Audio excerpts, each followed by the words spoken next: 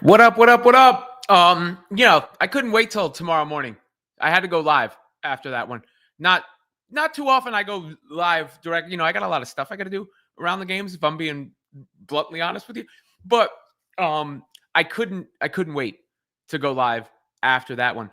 Just an absolutely unbelievable win for the Indiana Fever. I don't know, it might seem like hyperbole. I feel like the Indiana Fever saved their season coming back against the Connecticut Sun the way they did.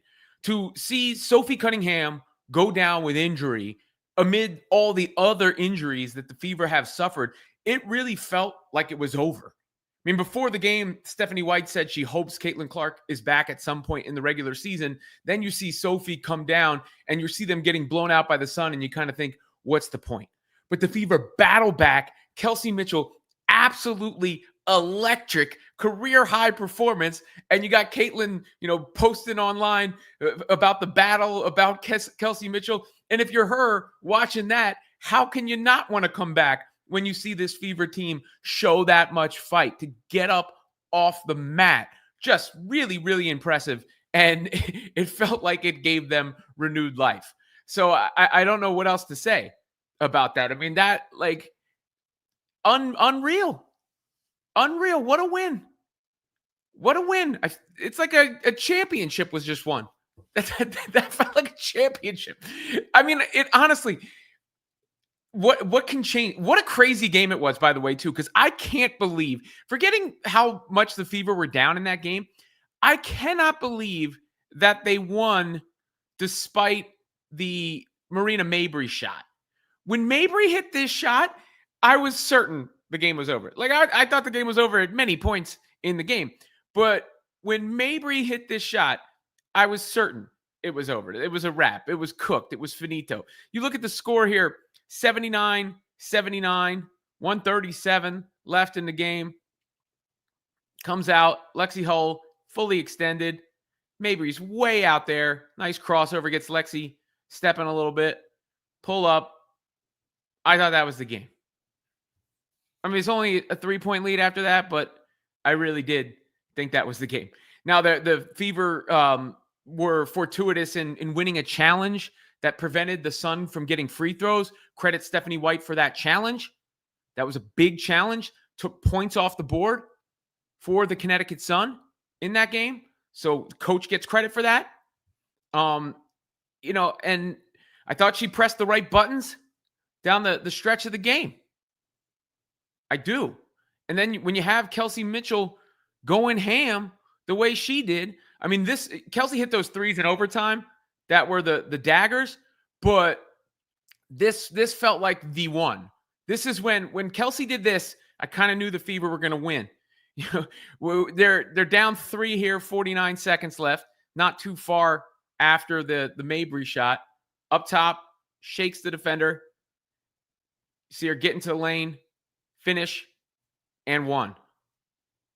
And after that, they wind up getting it to overtime. I think Tina Charles scored a bucket after that. But regardless, they get the game to overtime.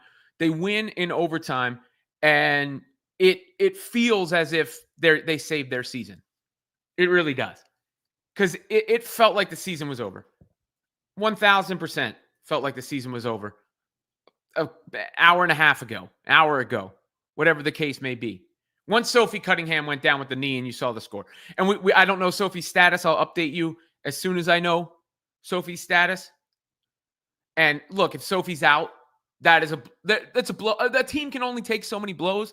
And that was kind of the feeling. It was like, how many blows can a team take and still get up, right? And still persevere? I mean, it's inspiring in a sense. Caitlin's been out for a huge chunk of the year. Obviously, we know that Ari McDonald out for the season and Sydney Colson out for the season. And then Sophie Cunningham, whatever happened to her, didn't look great. I'm glad it was at least contact and not contact. It gives me hope. Maybe it could be better, but it didn't look good. My expectations are, let's put it this, I'll be pleasantly surprised if Sophie Cunningham is not sidelined for a while. And that's just another blow to this team's roster and its personnel, which you can only hang on for so long. But the thing about that win was not just the resilience they showed in the win, but it's what it meant for the standings too. You know, that Connecticut Sun is a team that you need to beat in the game, given record. And it looked like the Fever weren't going to beat them. It looked like they would fall again in the standings. They got the Lynx coming up twice, but they stack that W. And it puts them 3 games over 500, which, you know, the Seattle Storm are a game and a half behind Indiana. The Sparks are 2. The Mystics 3. So still a little bit of a cushion there, especially like who knows, you know, these teams, I think tonight, those teams are all in action. The Sparks are currently trailing the Mystics by 12 at halftime. So while the Mystics are sort of in a sense on the heels of the Fever, a Sparks loss would be big. Then the Mercury play the Storm. I know it would hurt Fever fans to see that, but let's say the Mercury beat the Storm. They're better than the Storm. Just say it happens. That knocks the Storm back a little bit further. And then the Dream play the Valkyries, who are better than the Valkyries. They could knock the Valkyries back further. So a lot can swing in a game like that. And a season can swing with a game like that. That's why you had Caitlin Clark online. Kills! We all felt that way, right? And then this one said it all. Battled, so proud. I mean, how could you not feel that way? And again, Caitlin Clark has been making recovery toward a return. It's not clear what that timeline is. I had felt pretty confident about the one timeline. I'm less confident now. Stephanie White spoke before the game. This is what she had to say about Caitlin. It doesn't really shift anything with Caitlin. I think it continues to be, you know, the most important thing is that she's 100% when she's ready to come back. You know, the timing, you know, it's never ideal, but her long-term health and wellness is the most important thing. With her being the competitor she is, Yeah. kind of younger player, is that something you and the medical staff just kind of reiterate with her? Just, hey, it's okay, take your time, there's a big picture you got to think about here? Yeah, and I think just the experience throughout the year, trying to come back and come back quickly, has also taught her, you know, that she needs to make sure that she's 100%. And yes, every competitor wants to play. But at the same time, you know, doing it the right way and making sure after we've had a couple of setbacks that we're prioritizing her long-term health and wellness is the most important thing. You saw this team about a month ago now. Now this was We're focused on the one day. However, you know, We find it. it's on the floor. One more Yeah. question too on Caitlin. Do you anticipate she'll be back by the end of the regular season, or? I mean, that's the hope. The hope is that she's back. The hope is that she's back. So when, who knows? Exactly. But if you're Caitlin Clark and you watch that game, how can you not, you know, do everything in your power to get back? The hope was already that she would get back, but you know, when you see that happen, when you see these players fighting in your absence and staying alive and continuing to make it through, how do you not say, all right, you know, how do we not get through? By the way, here's a post from Sydney Colson. We down to 4 players, but F it, we ball. Our coach is going to find a way. For all the Stephanie White haters out there. That is, I mean, it's just impressive. It's just impressive what's going on. And when you look at the players that were in there, hold on one second. You know, I'm trying to coordinate something. I got to make sure I don't do dead air. There's some people who follow the comment section, and then they get mad if I'm like reading comments or thinking about something for a second. And I do have experience in radio, so I make sure There's no dead air. Uh, but so that's the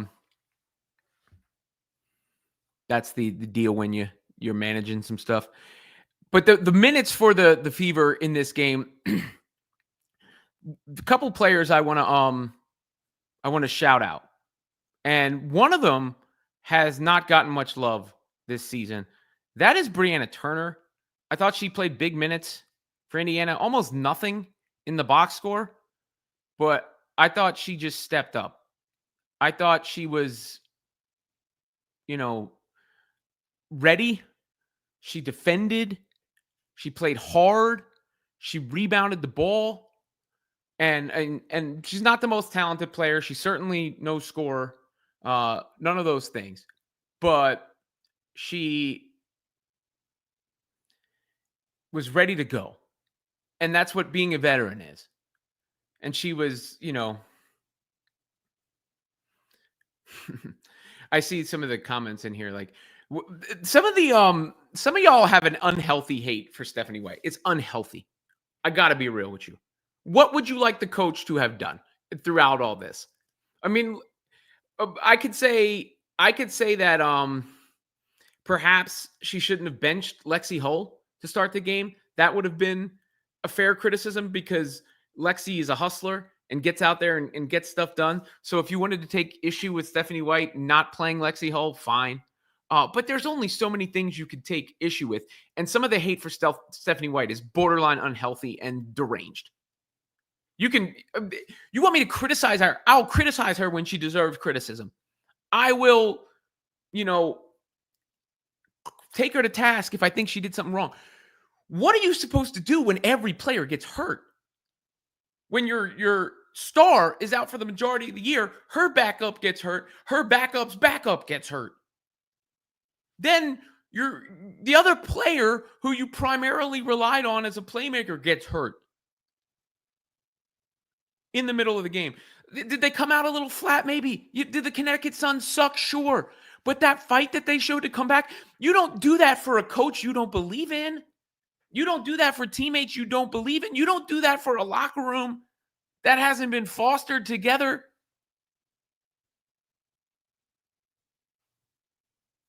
Come on. Member chats, super chats go first. So Brianna Turner wanted to shout her out. Odyssey Sims, let me shout her out too. 42 minutes. Coming in on a hardship deal. 42 minutes.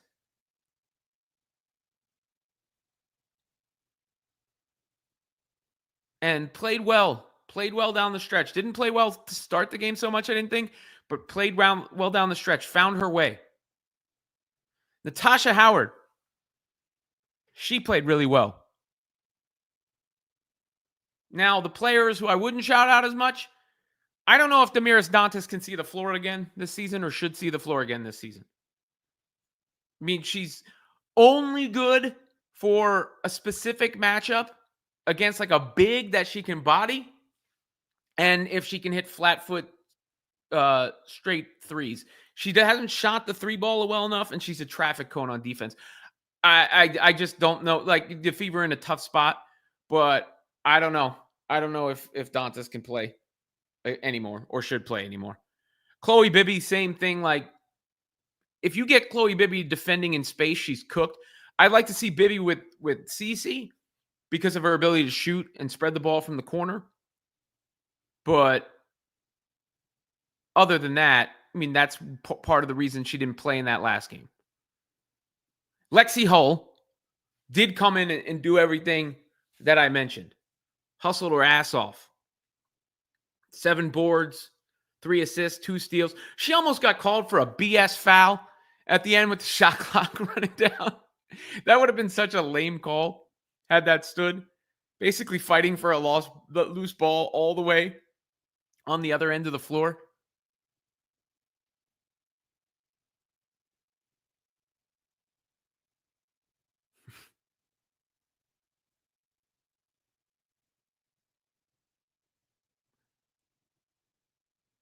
Just wild. And then, of course, Kelsey Mitchell was unreal. She was unreal. I forgot my unofficial sponsor.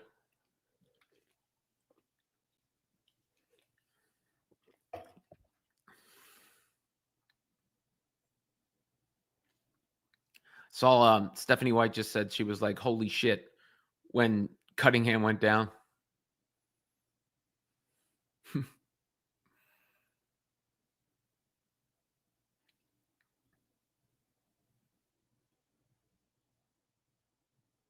All right. I'll get into the member chats and super chats. I don't know how long I'm staying live today, but I felt like that win necessitated a live reaction. And they have this break, by the way, coming up. The Fever have this break where they don't play again until Friday. So they have a chance to rest and get right as much as they can with the players that are available, and again ramp up Caitlin Clark, get her into practice. I don't know where she is. It is my understanding that they are just being deliberate with every step in her process. But when I see Caitlin's reaction again, so proud the way that they battled and all that, that stands out. That stands out. You can't see your teammates do what they did today and not do everything in your power to get on the floor. I mean, not that she wasn't already, but you know what I mean.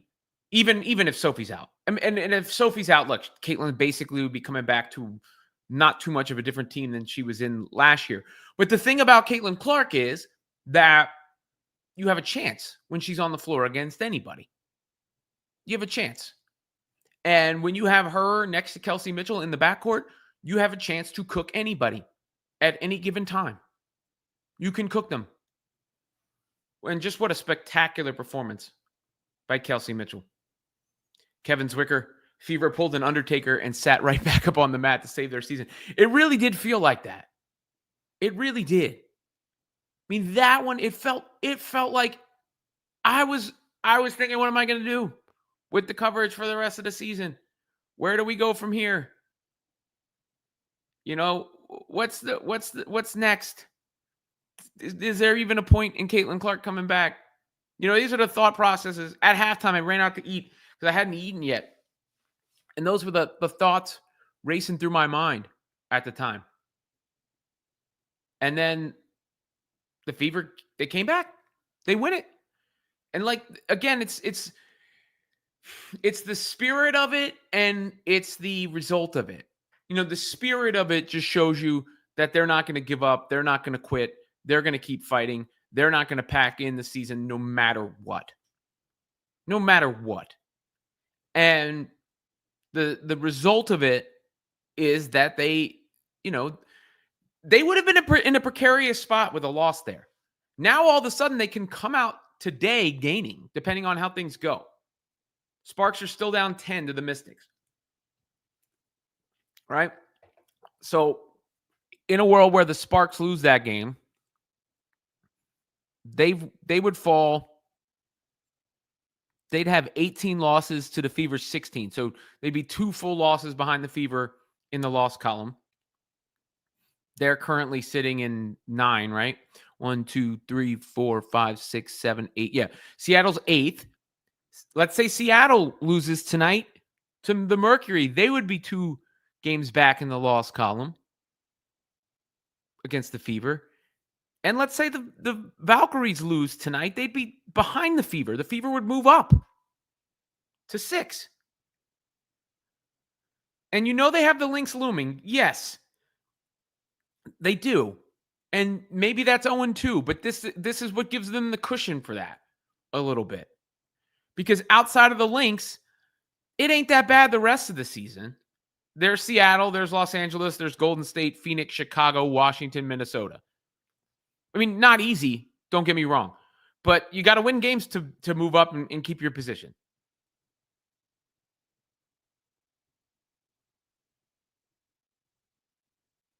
Carol Ryan, Coach White and her assistants have done a great job. She should be in consideration for Coach of the Year. I mean, yes, exactly. Stephanie White has objectively done a great job. Like, by any measure.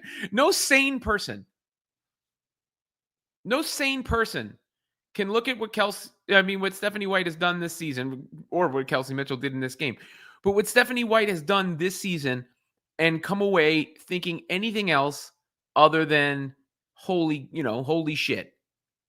Like, they've had to deal with a lot. Like, what do you want her to do? What would you like the coach to do? That's the other thing. It's just like, and people are hung up on some sort of Caitlin Clark, Stephanie White feud which never was a feud. They may have disagreed on some things and butted heads slightly, but for the most part, seem to be on the same page and like each other and have a ton of mutual respect. But like, holding on to that. And then I saw people, in the first half, like the injuries, lashing out at Stephanie White.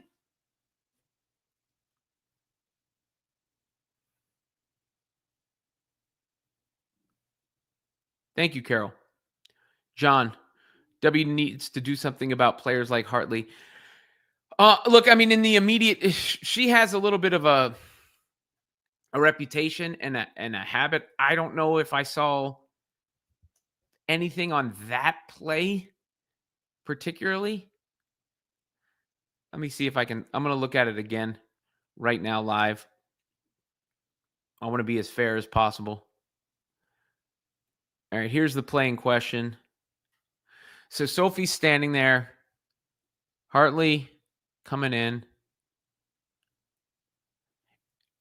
I guess the fact that she goes to the floor, you could argue is slightly, out of control or reckless, I guess. But that specific play did not seem as bad to me.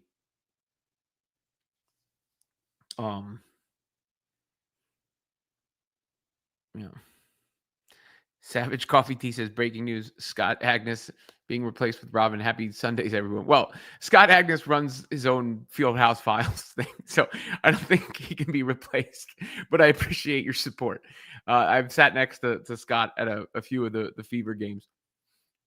I know people are still a little mad at him from the that article, I guess, with the dark fans. But that Hartley play there, I don't know, guys. I'm look at it again. It just didn't seem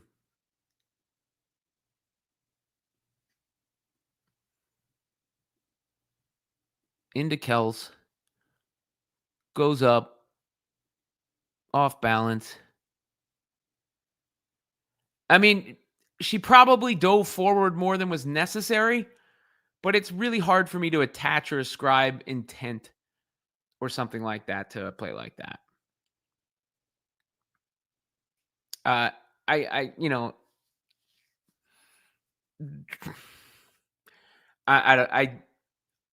don't feel comfortable thinking that was done intentionally. Sometimes these things happen in basketball games. She's a little off balance going up. So to me, I give the benefit of the doubt that that's a basketball play and an accidental collision into Sophie's knee and just bad timing, bad luck. Diana Noble hardly wasn't dirty today, but I don't like giving her credit.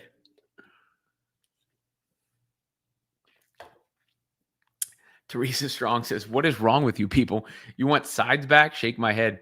Coach Steph has done a great job navigating this team through a ton of adversity. Try being more positive for the players' sake. I mean, look at the reaction from the players after the game. Look at what Caitlin Clark posted after the game.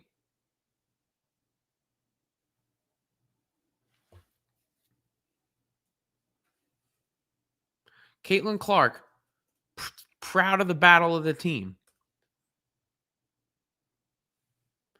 Battled, so proud.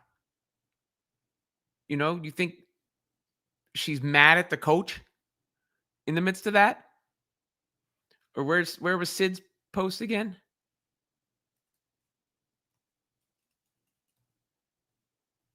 Sid.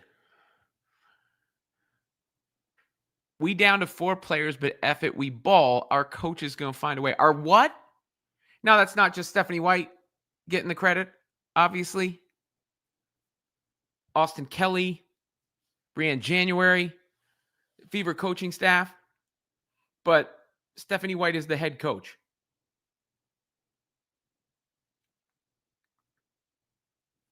Everyone forgets that Steph was coach of the year in 2023.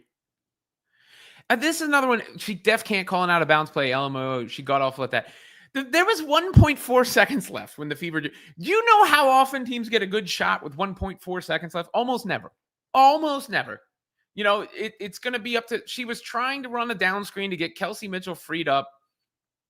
And, you know, it got blocked off. And then Odyssey Sims didn't have a good place to get the ball and just tried to get it in so somebody could get a heave up. And then I see this. Sometimes I think you're too close with some people in this league, Robin. Your statement saying Stephanie White did a great job this season is a case in point. I ain't close with nobody. None of this. Nothing I am saying. Do you hear me? Nothing I am saying is influenced by relationships or trying to curry favor or any of that bullshit. It's based on what I think and feel. What would you have Stephanie White, like, given the circumstances, how much better could she possibly have done? Big picture, the whole season. How much better could she possibly have done?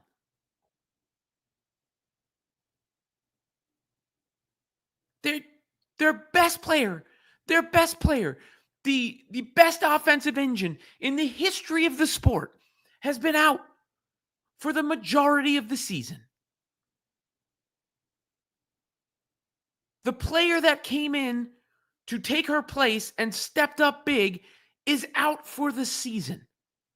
The only other player on the roster who played that position is out for the season. DeWanna Bonner didn't work out. You could say Stephanie White had a relationship with her, so blame her for part of that signing. I don't know how the free agency stuff played out, but bottom line is, whatever.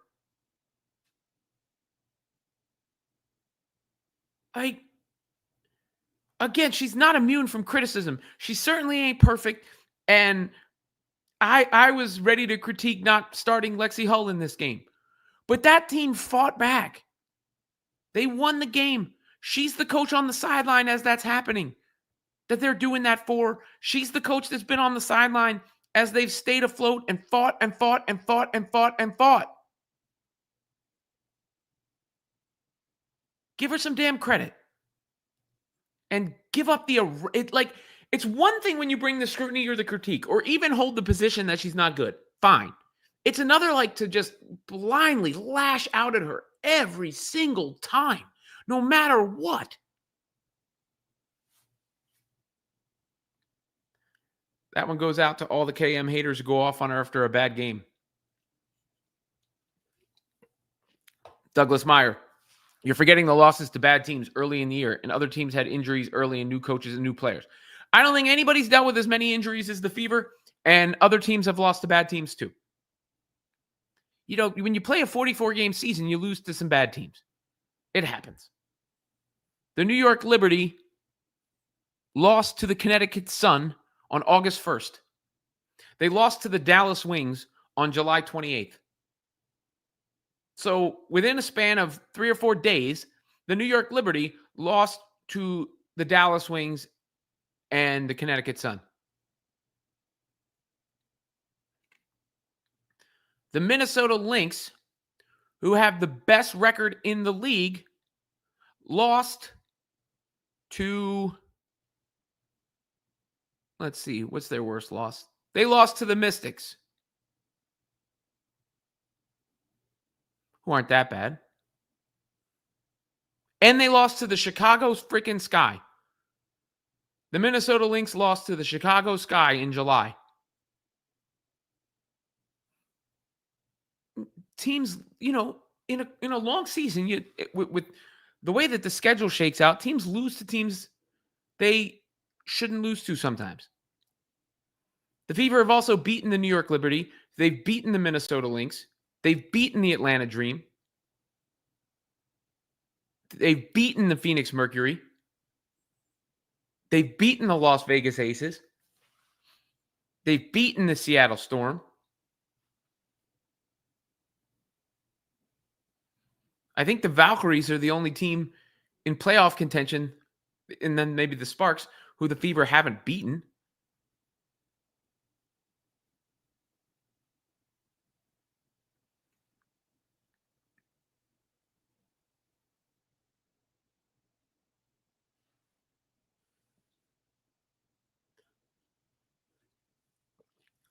But, and thank you for at least, Douglas, I'm not trying to pick on you or anything. You at least gave me something to, tangible to work with there, rather than just like, she sucks, she's the worst, whatever.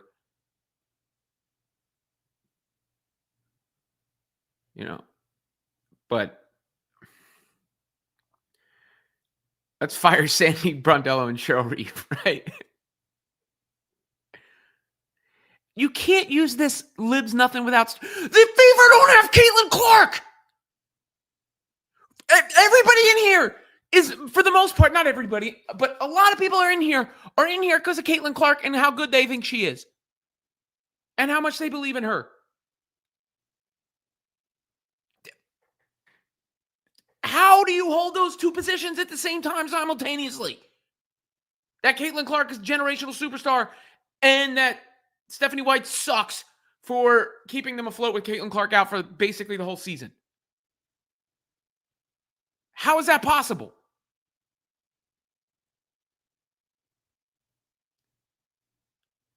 Honestly. Please like and subscribe to the channel. Remember, super chats go first. A lot of folks in here. Like I said, I couldn't let this one go without going live.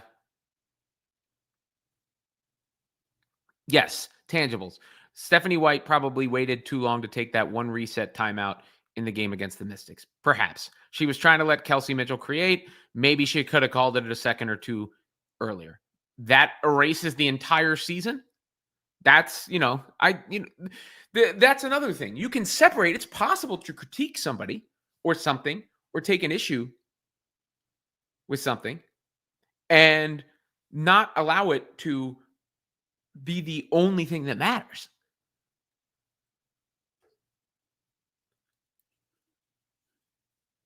And I'm sorry, there's no such thing as games that the Fever should absolutely win in their current situation. Doesn't exist. Doesn't exist.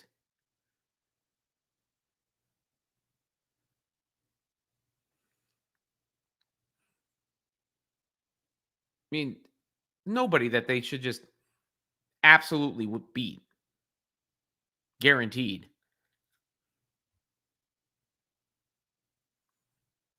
They don't have a lead guard. They're working in hardship players.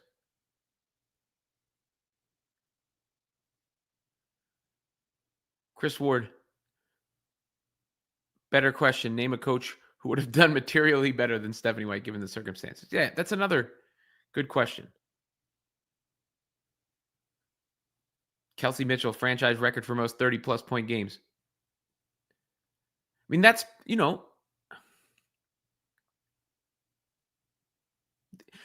the entire season has not been a disaster, William Beckett. The season is not a disaster other than the injuries.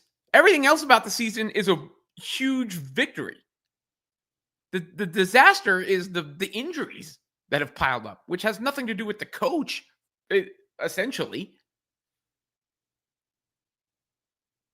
I mean, I guess I could argue Caitlin Clark shouldn't have been in that one Storm game when she was in it. But you know what I mean. Thank you, John. John. While it was a win for the first half, was a huge problem against any good team. This would have been an ass beating. That said, people getting on White are insane with all the turnover / turmoil the team has been through. Yeah, but isn't the effort a reflection of the coach too? The effort is a reflection of the coach.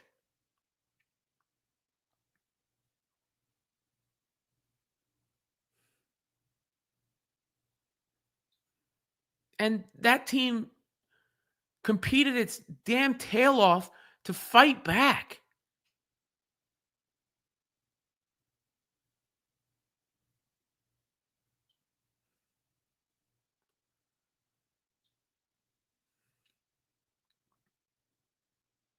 So I just don't know what else to say.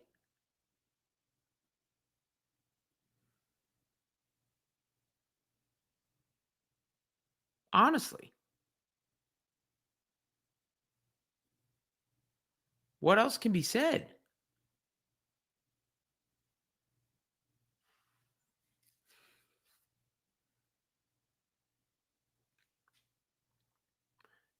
I just it honestly it boggles my mind. I don't know what it comes from.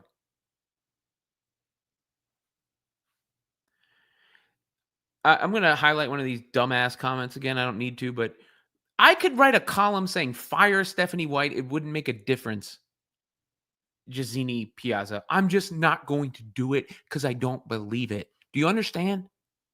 Do you understand? Look at your avatar, buddy. You think I'm supposed to take you seriously?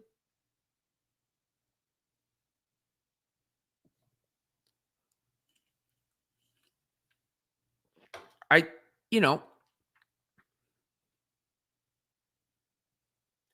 there's no influence. There's no conspiracy. I'm tired of this bullshit. Like people think things are conspiracies. What would be the conspiracy here? I've been covering sports for 20 something years. Watching it my whole life, playing it my whole life. I think Stephanie White has done a good job. What would you like me to tell you? Has she been perfect? No. Does that mean she's without flaw? No. Does that mean her and Caitlin Clark still can't work things out when Clark gets back on the floor? No. But the big picture of the season, given what the Fever have been through, Stephanie White has done a good job. I don't see how you could say otherwise. I really don't.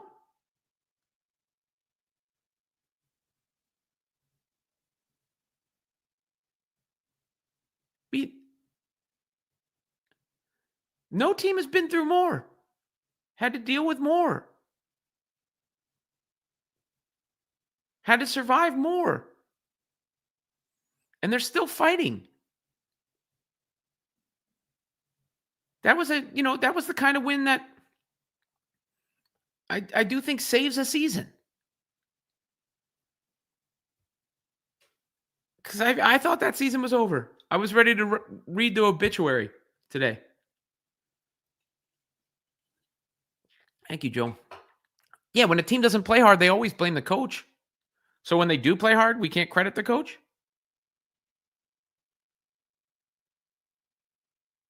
I mean, we just $0. Zero. I work pro bono, John. The Odyssey Sims was not on the roster till like a week ago. Is the starting point guard.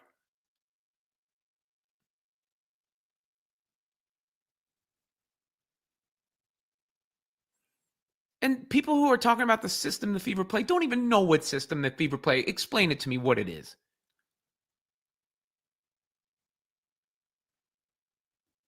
Caitlin, we're allowed to be Caitlin right now. They'd be getting technicals up the wazoo with her yelling and jumping on the floor during games. LOL. I mean,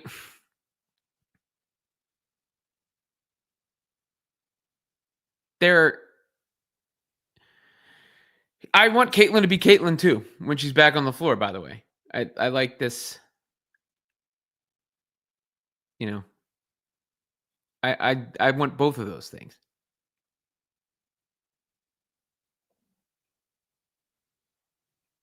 Get the likes and subscribes in. Do a few more minutes here. Had to go live for this one. Member chats, super chats go first.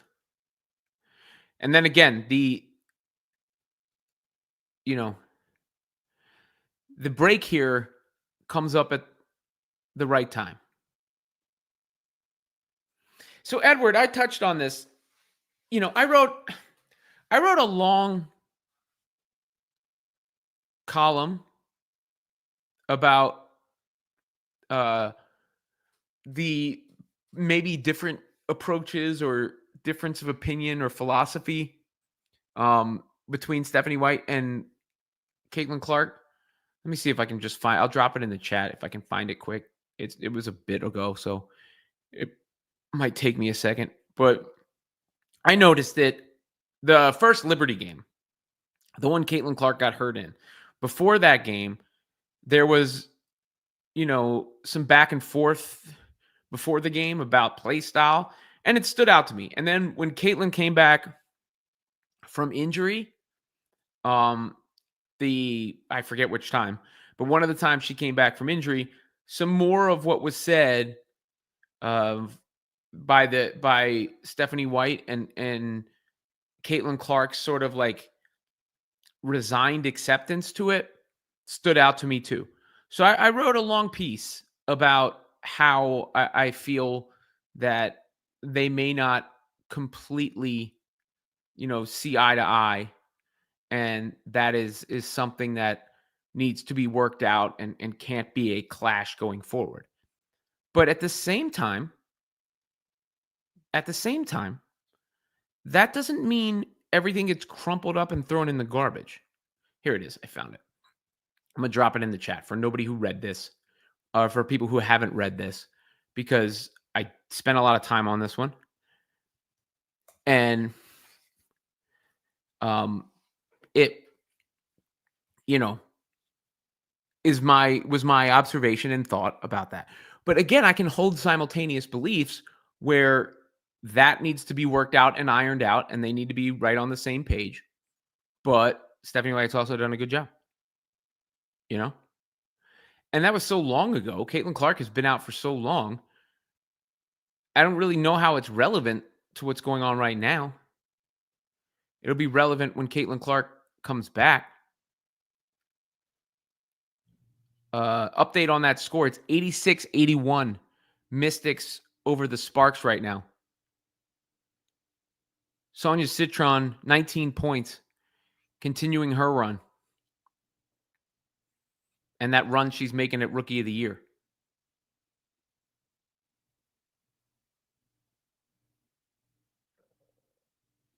Thank you, Paul. I appreciate it. Look, you're allowed to want a new coach. You're allowed to disagree with me, too. I'm just not really sure what better people expected or think could have come from this. And especially when it reaches the level of conspiracy or the need to lash out at everything.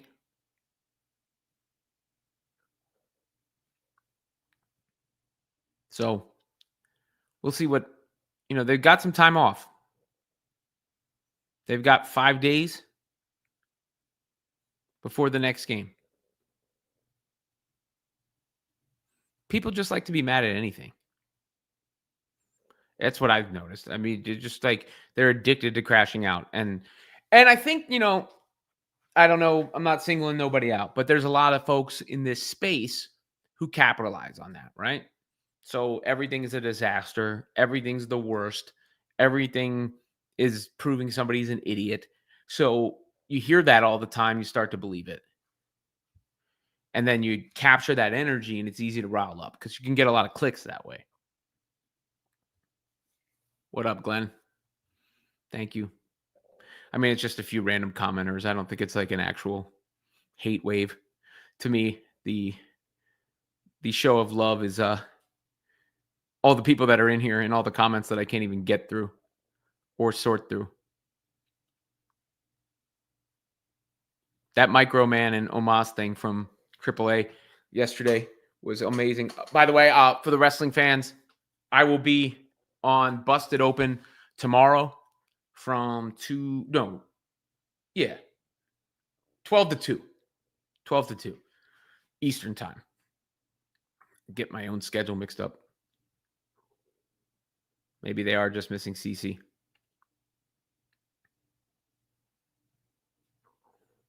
Sonia Citron.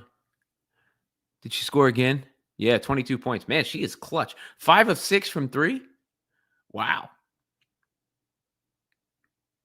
She is hooping, that is for sure. Shouts to Sonia Citron.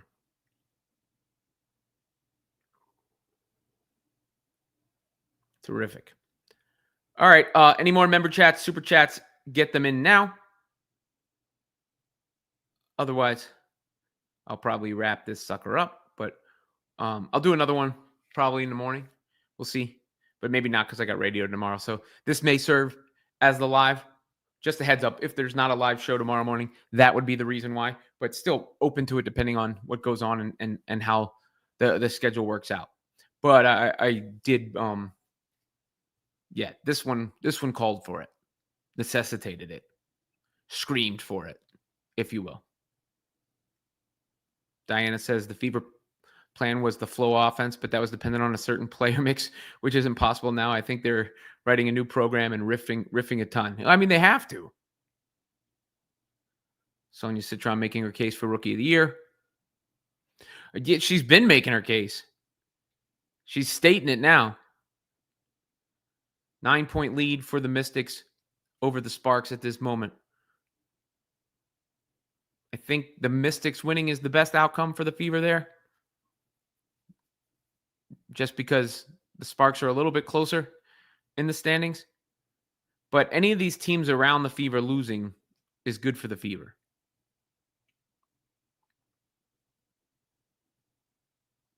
On either side of the bracket. Anybody right above them or right below them losing. Thanks, Nancy. I don't see how anybody could hate me either. All right, y'all. That'll do it for this one. Appreciate you joining me after the game.